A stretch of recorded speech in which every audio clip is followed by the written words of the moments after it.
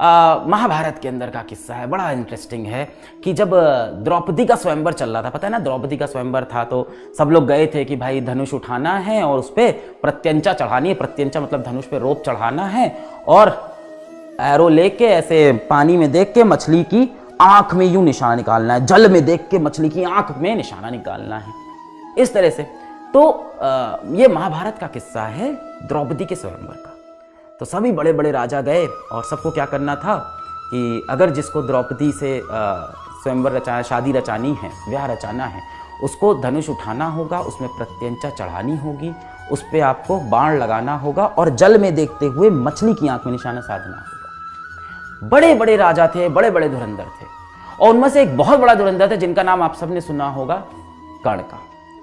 तो अंगराज कर्ण गए, उन्होंने कहा मैं करूंगा ये काम। देखो ऐसी बहुत सी थ्योरीज हैं कि अंगराज कर्ण जो थे वो अर्जुन से ज्यादा पावरफुल थे, उनसे अच्छे धनुषधारी थे, उनसे ज्यादा शक्तिशाली धनुधारी थे, उनसे ज्यादा गुण उनके ज्यादा और ज्यादा थे, अर्जुन से ज्यादा गुणवत्ता थी उनके अंदर। ऐसी बहुत सी कहानियां हैं। पर जब अंगराज कर्ण गए तो पहले तो उन्होंने धनुष एक बार में उठा लिया, बाकी राजा तो धनुष भी नहीं उठा पा रहे थे, उन्होंने धनुष एक बार में उठा लिया। जब वो प्रत्यंचा चढ़ा रहे थे तो लास्ट में आके प्रत्यंचा उनसे नहीं चढ़ पाई। दुर्योधन आया, उनसे नहीं चढ़ी, किसी से नहीं चढ़ी। अंगराज कर्ण कहा जाता है कि अर्जुन से ज्यादा निष्ठा थी, अर्जुन से ज्यादा गुणवत्ता थी उनके अंदर, पर उनसे नहीं चढ़ पाया प्रत्यंचा। अभी तो मछली की आंख में निशान लगाना है।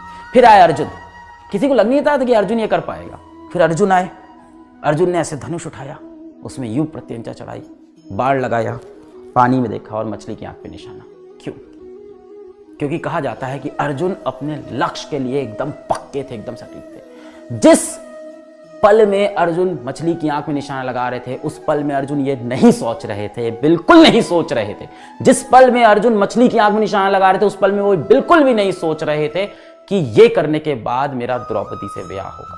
उनके मन में बिल्कुल नहीं चल रहा था कि मुझे इस सम्राट से व्यापार मिलेगा, प्यार मिलेगा, पैसा मिलेगा, या मैं जाके राज सिंहासन पे बैठूंगा। ये सारा ख्याल उनके मन में नहीं था। उनके मन में सिर्फ एक ख्याल था, क्या?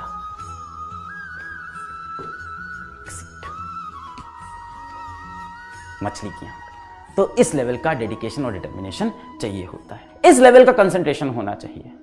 क्वेश्चन यही पूछना है कि तुम्हें क्या चाहिए? तुम्हें चाहिए एक सीट,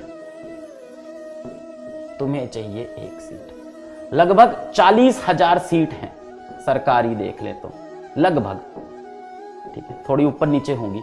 40,000 सरकारी सीट हैं। कितनी सीट हैं? 40,000।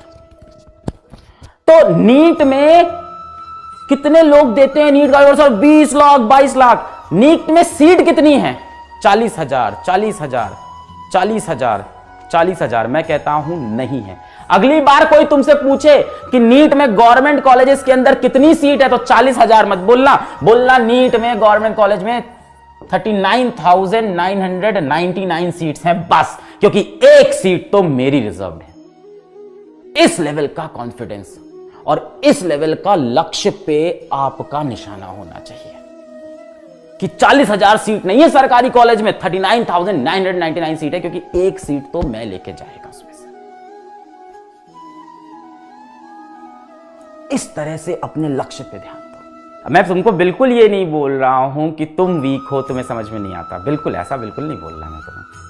बेटा तुम बहुत प्यारे हो और तुम चाहे पढ़ने में कमजोर हो, चाहे पढ़ने में तुम स्ट्रांग हो, तुम जैसे भी हो, मेरी और हमारे टीचर हो, हम सब का ये दायित्व बनता है कि अगर तुम हमारे पास आए हो, तुमने हमें एक न्यूनतम पैसा, थोड़ा सा एक पैसा दिया है और तुम बैच में इनरोल हुए, हम पे भरोसा किए हो, तो हमें तुम्हें पढ़ाना होगा, तुम्हें सेलेक्ट कराना होगा।